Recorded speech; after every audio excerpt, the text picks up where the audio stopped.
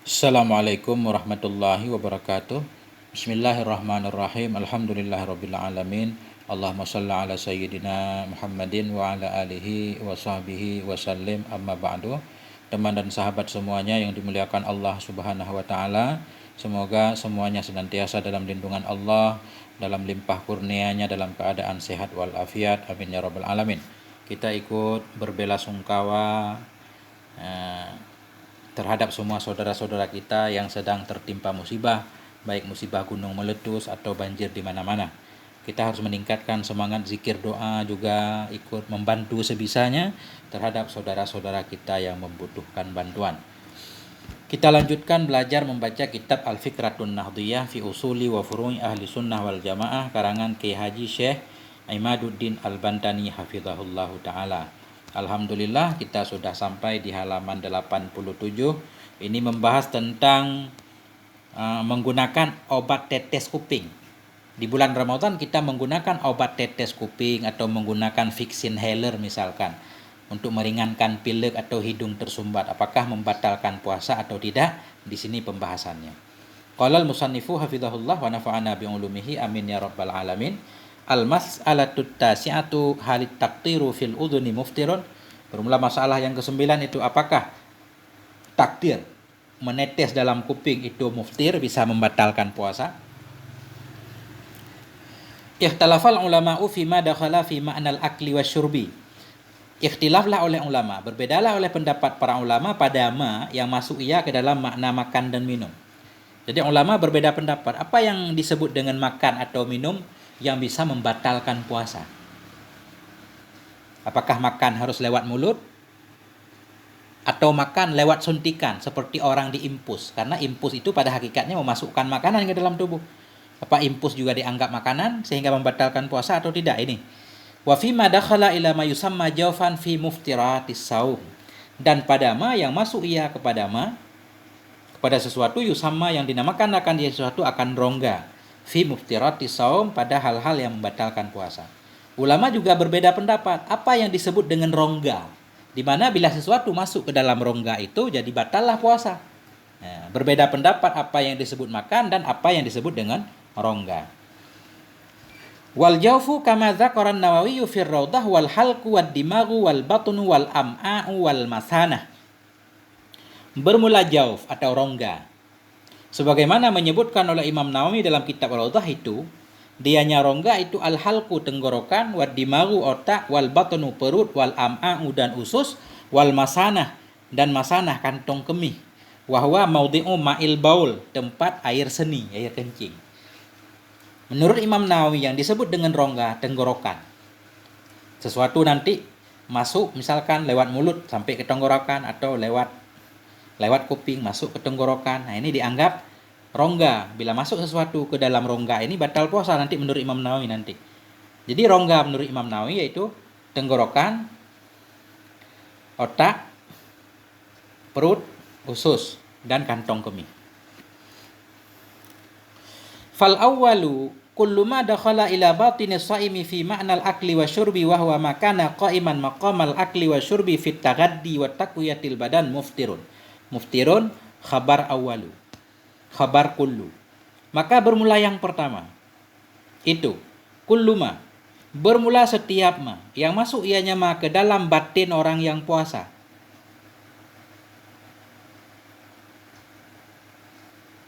Hal keadaan ma pada makna makan dan minum itu muftirun, itu bisa membatalkan puasa. Pendapat yang pertama, setiap apapun yang masuk ia ke dalam rongga orang yang puasa, ke dalam batin. Setiap sesuatu yang masuk ia ke dalam rongga orang yang berpuasa, yang sesuatu itu pada makna makan dan minum, itu bisa membatalkan puasa. Apa maksud pada makna makan dan minum? Wahwa, dia nyama yang masuk ke dalam batin orang yang berpuasa dan pada makna makan dan minum itu ma sesuatu yang ada ia qaiman, berdiri ia, maqamal akli pada posisi makan dan minum, fitaghaddi dalam mengenyangkan, wa taqwiyatil badan dan dalam menguatkan badan. Jadi maksudnya begini, pendapat pertama, setiap apapun yang masuk ke dalam rongga Di mana yang masuk ke dalam rongga itu pada makna makan dan minum. Apa maksud pada makna makan dan minum? Setiap sesuatu yang masuk ke dalam badan kita, di mana yang masuk itu berada pada posisi makan.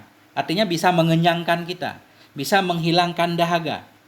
Benda yang masuk itu bisa mengenyangkan, bisa menguatkan badan. Itu bisa membatalkan puasa. Pendapat yang pertama ini enggak melihat masuknya lewat mana, apa lewat rongga apa tidak. Apapun yang masuk ke dalam badan yang membuat kita enggak perlu makan. Orang sakit diimpus dimasukkan lewat suntik, bukan lewat rongga terbuka, katakanlah disuntik. Ketika diimpus, orang bisa enggak makan berhari-hari, kenyang akibat impus. Dan badannya jadi kuat, enggak haus segala macam misalkan. Sesuatu yang masuk ke dalam rongga, yang masuk itu pada makna makanan dan minum, artinya bisa menggantikan makanan dan minum. Itu maksud ma yang ada ianya ma itu berdiri pada posisi makan dan minum. Bisa menggantikan makan dan minum dalam mengenyangkan, dalam menguatkan badan. Itu muftirun dianggap membatalkan. Wa ma la fala. Dan sesuatu yang tidak bisa mengenyangkan, menguatkan, fala, maka tidak batal. Suntik biasa, suntik obat. Orang sakit disuntik. Dengan disuntik itu dia tetap harus makan dan minum. Artinya suntik obat doang, bukan impus. Berdasarkan pendapat pertama ini, suntik doang enggak batal. Kita lihat dulu. Wa hadza la ya'tabiru dukhula min manfadin maftuhin aw min ghairihi. Bermula ini pendapat pertama, itu tidak mengiktibar ia akan masuk dari lubang terbuka atau dari selainnya terbuka. Pendapat yang pertama, apapun yang masuk ke dalam badan yang bisa menggantikan makanan dan minuman, baik masuk lewat lubang terbuka atau tidak, membatalkan puasa. Nah ini. Bermula ini itu tidak mengiktibar ia akan masuk dari lubang terbuka atau dari selainnya lubang terbuka. Fa'alaihi al-hiknu ail ibrul ladzi yakunu fi taghdiyatun lil jismi aw yaksibuhu ma yaksibuhu at-ta'amu minal quwwah muftirun lis-shaum. Fa'alaihi, maka berdasarkan di atasnya pendapat pertama. Itu. Maka sabit di atasnya pendapat pertama itu al-hiknu. Bermula hiknu yaitu suntik. Ail ibru artinya jarum suntik. Ibrul ladzi, jarum alladzi yang adalah padanya jarum itu tagdiyah, itu memberi makan bagi tubuh. Oh yaksibuhuma, atau memberikan kepada tubuh akan sesuatu, yaksibuhu, yang memberikan akannya tubuh oleh makanan. Daripada kekuatan, muftirun itu bisa membatalkan bagi puasa. Sekali lagi, maka sabit di atasnya pendapat pertama itu. Bermula suntik, ail ibru, suntik alladzi, yang adalah dalamnya suntik itu tagdiyatun lil jisim, itu bisa memberi makan untuk tubuh. Au yaksibuhuma, atau yuksibu juga, yuksibu, atau memberikan yang sesuatu akan tubuh, akan ma, yang memberikan akannya tubuh oleh makanan. Dari kekuatan, muftirun itu bisa membatalkan bagi puasa. Berdasarkan pendapat pertama, apapun yang masuk ke dalam tubuh di mana sesuatu itu bisa menggantikan makanan, maka suntik atau impus suntik, di mana dalam suntik itu tagdiyah, suntikan berisi makanan untuk tubuh, atau tubuh dengan sebab disuntik mendapatkan sesuatu makanan, mendapatkan sesuatu itu didapatkan dari makanan, yaitu kekuatan.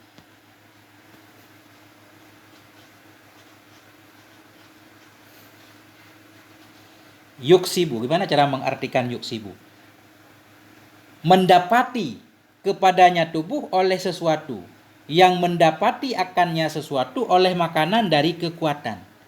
Ketika kita menyuntikkan sesuatu ke dalam tubuh, di mana dalam suntikan itu bisa menguatkan tubuh, atau tagdiyah bisa mengenyangkan tubuh, memberi makanan ke tubuh, atau bisa membuat tubuh jadi kuat, sebagaimana orang makan jadi kuat. Hal itu bisa membatalkan puasa, berdasarkan pendapat pertama. Karena pendapat pertama menyatakan yang disebut dengan makan dan minum yaitu memasukkan sesuatu ke dalam tubuh, di mana sesuatu itu menggantikan makan dan minum, nggak harus makanan. Dan juga makanannya macam-macam, nggak harus nasi lah. Artinya ketika orang disuntik mengandung obat atau makanan ke dalam tubuh, itu jadi batal puasa. Wal hiknul ladzi yunshitu bihil jisma au yabra'u bihi wala yughni anil akli wa syurbi ghairu muftir. Dan bermula suntikan alladzi yunshitu, yang menyegarkan ia, dengannya suntikan akan tubuh. Au yubri'u bihi, yabra'u bihi, atau sembuh ianya tubuh dengannya suntikan. Wala yaghni, tidak terkaya ianya tubuh dari makan dan minum. Ghairu muftir, itu tidak membatalkan. Suntikan-suntikan yang dengan disuntik yunsitu, membuat semangat ia dengannya akan tubuh. Begitu disuntik, subuh jadi agak enakan. Atau malah dia dari sembuh, nggak sakit lagi. Tapi sesudah disuntik, dia tetap harus makan dan minum. Artinya dari suntikan itu nggak mengandung makanan, cuma mengandung obat. Ghairu muftir, itu tidak membatalkan. Kenapa tidak membatalkan? Karena bukan makanan, tapi obat. Jadi kalau yang disuntik makanan berarti batal. Itu berdasarkan pendapat pertama. Wa kadza hiknul vitaminati litansyitil jismi au idzalatil alami au takhfifihi au qafdil hararati wa laisa maghdiyan fa hadza la yuftir. Demikian pula sabit seperti demikian pula itu hiknul vitaminat, menyuntikkan vitamin-vitamin. Memasukkan vitamin litansyitil jisim, untuk menyegarkan badan. Au izalatil alam, atau untuk menghilangkan kepedihan. Masuk kepedihan disuntik obat ini, penghilang rasa. Ya. Orang misalkan mau cabut gigi misalnya, sehingga disuntik apa namanya? Obat penghilang rasa, enggak tahu namanya. Disuntik sesuatu liizalatil alam, untuk menghilangkan kepedihan. Au takhfifihi, atau disuntik untuk meringankan kepedihan, meringankan rasa sakit. Au khafdil hararah, atau suntik untuk meringankan panas. Kita demam, sehingga disuntik hilang demam. Walaisa maghdiyan, dan tidak ada ianya semua itu maghdiyan, bukan makanan. Fahadza la yuftir, maka bermula ini itu tidak membatalkan ia. Nah, jadi berdasarkan pendapat pertama, hiknul vitamina, menyuntik vitamin, semacam vaksin sekarang. Litansyitil jisim, untuk menyegarkan badan. Au idzalatil alam, menghilangkan sakit. Au takhfifihi, atau meringankan sakit. Disuntik bius, bukan bius yang menyebabkan kita pingsan, bius yang menghilangkan rasa sakit. Au khafdil hararah, untuk meringankan panas. Walaisa maghdiyan, dan semuanya itu bukan makanan. Artinya kita tetap harus makan. Fahadza la yuftir, maka ini semua tidak bisa membatalkan. Wa kadzalikal labusul syarjiyu, demikian pula itu labusus sarji. Apa arti labusus sarji? Wahwa dawaul ladzi yuj'alu fid duburi. Wahwa dianya labusus sarji, itu obat yang dijadikan akan dianya obat dalam dubur. Itu la yuftir, itu tidak bisa membatalkan. Obat ambien dimasukkan lewat dubur. Walaupun lewat lubang itu dimasukkan, tapi tidak untuk makanan, sebagai obat. Berdasarkan pendapat pertama ini tidak batal puasanya. Nah, ini luar biasa ini. Wa taqtiru fil udhuni ala hadzal qawli ghairu muftir, dan bermula menetes dalam kuping di atas ini pendapat itu juga tidak membatalkan. Kita menggunakan obat tetes kuping, enggak membatalkan. Kenapa? Karena dia bukan makanan. Li'annahu laisa bima'nal akli wa syurbi, karena bahwa sungguhnya tetesan kuping itu tidak ada ya dengan makna makan, dan tidak dianggap makan dan minum. Nah, ini pendapat yang pertama. Beliau enggak menjelaskan ini dalam mazhab mana. Kayaknya ini bukan mazhab Syafi'i, ini Wasani. Bermula yang kedua itu Asy-Syafi'iyah. Yaqul, bermula pendapat yang kedua itu Asy-Syafi'iyah, mazhab Syafi'i. Yaqulun, mereka berkata, al-muftiru lisawmi huwa dukhulu syai' fi jawfihi fi manfadin maftuhin an kasdin ma'a dzikri saumi. Bermula yang membatalkan bagi puasa itu huwa dukhulu syai', masuk sesuatu dalam rongganya, dalam rongga yang terbuka, an kasdin, karena sengaja, ma'a dzikri saumi, bersama mengingat puasa. Jadi memasukkan sesuatu ke dalam rongga terbuka dan sengaja, dan dia sadar kalau dia sedang berpuasa. Nah, itulah yang membatalkan puasa. Jadi tanpa melihat baik itu obat atau makanan atau bukan, yang penting sesuatu masuk ke dalam sesuatu masuk ke dalam rongga terbuka sengaja di bulan puasa, itu yang batal puasa. Ini seperti yang sering kita dengar. Zakara hadzal Nawawi fi Raudhah. Menyebutkan akan ini oleh Imam Nawawi dalam kitab Ar-Raudhah.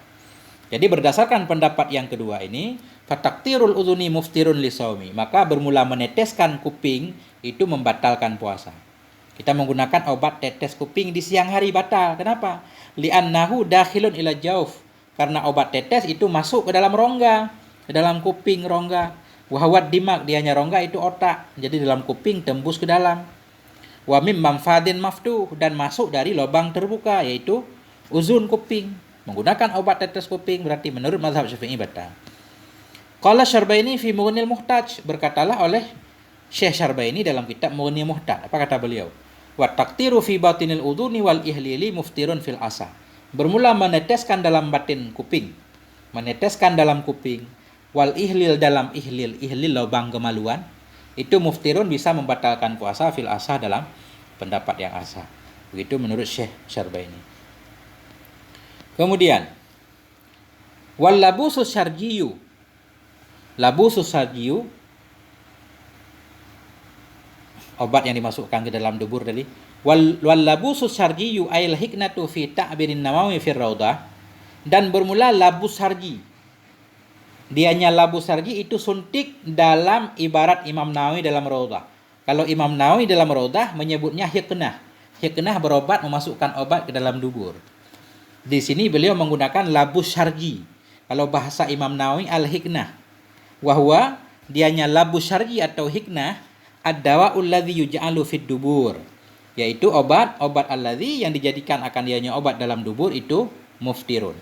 Muftirun khabar labus. Bermula labus sarji.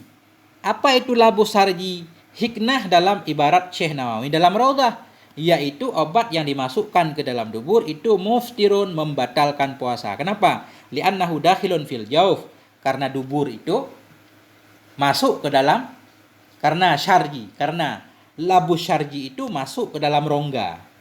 Ketika kita memasukkan obat dari dubur itu akan menuju ke rongga. Wahwal am'a, dianya rongga itu usus, karena akan masuk ke perut. Nah, jadi ini kembali ke labu syarji. Kenapa labu syarji membatalkan puasa? Alasannya li'annahu, karena sesungguhnya labu syarji itu masuk ke dalam rongga. Apa itu rongga? Yaitu usus. Wa min manfadin maftuh, dan masuk dari lubang terbuka. Wahwa dubur, lubang terbuka itu yaitu dubur. Wa kadzalika su'ud, demikian pula membatalkan puasa itu su'ud. Su'ud itu menghirup obat lewat hidung. Wahwad dawa'u fil amfi bicammi, dianya su'ud itu obat dalam hidung dengan dicium. Fix inhaler bahasa kita sekarang. Pilek kita sedot itu lewat hidung, sehingga jadi segar. Itu batal. Kenapa? Li'annahu fi hukmil ma, karena bahwa sungguhnya su'ud itu pada hukum air, ada uapnya. Yang kita hirup itu ada uapnya, uap segar, kayak apa namanya, minyak angin ya. Kayak apa sekarang minyak angin yang itu, kayak ada bau-bau balsem begitu. Makanya batal. Lau qala qailun, jikalau berkatalah oleh orang yang berkata wal hawa, dianya su'ud itu kan udara doang itu. Udara yang kita hirup itu udara. Qultu, aku berkata, lau kana hawaan lam yakun dawaan. Jikalau ada ianya su'ud itu udara, tidak ada ia itu obat. Udara nggak bisa jadi obat. Pasti dalam udara itu mengandung sesuatu, hingga ada rasa tadi. Hidung yang tersumbat jadi terbuka. Nah, di sini berarti batal menggunakan fix inhaler. Walaupun di sini tentu ada khilaf lagi panjang lebar pembahasannya. Ada juga ulama yang membolehkan. Apalagi seperti orang yang ada penyakit tertentu, asma segala macam.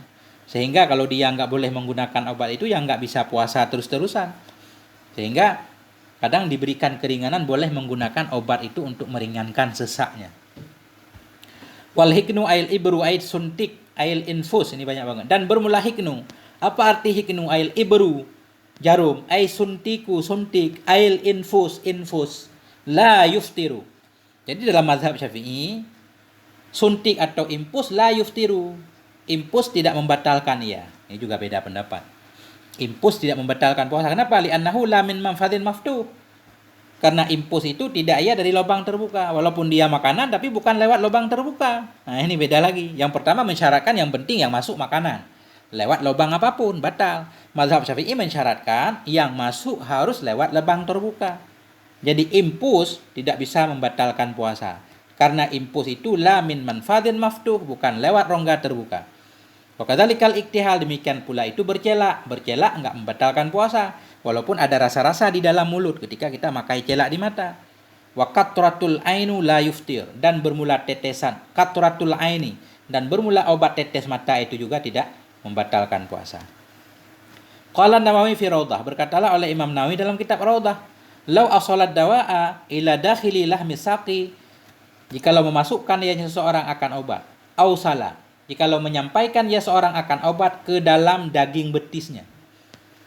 Seseorang memasukkan obat ke dalam daging betis. Daging betis nggak ada lubangnya. Au gharadza fihi sikin, atau menusuk ia dalamnya betis akan sikin.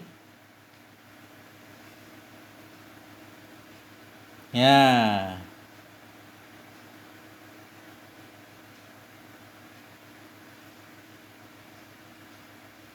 Fawasalat makhahu, maka sampai ianya obat makhahu ke otaknya, lam yuftir, niscaya tidak terbuka ia. Ya, menurut Imam Nawawi, seseorang memasukkan obat ke dalam daging betisnya atau menusuk ia dalamnya betis akan sikin. Mengambil sikin, dia membelah betisnya, kemudian dimasukkan obat ke dalam betis. Dan kemudian obat itu masuk ke dalam otaknya, tidak batal puasa. Kenapa? Karena tidak lewat rongga terbuka. Ya, tapi ini agak aneh ya. Ketika udah dibelah kan udah jadi rongga. Saya juga kurang paham ini. Ini 3 kitab Raudhah, ya, lebih kurang seperti itu barangkali ya. Ini kita anggap aja latihan baca kitab nih. Ya mungkin ini kita harus langsung ke belajar langsung, ini baru paham. Kita kalau ada waktu nanti sowan, nah, minta berkah dari pengarang kitab ini. Beliau punya pondok pesantren di Banten, Kiai Haji Imaduddin Al-Bantani hafizahullah. Sampai di sini moga ada manfaatnya. Mohon maaf atas segala kekurangan. Banyak kekurangan tentunya dalam saya membaca ini karena saya juga baru belajar. Moga ada manfaatnya. Mohon maaf. Wal afwa minkum. Wassalamualaikum warahmatullahi wabarakatuh.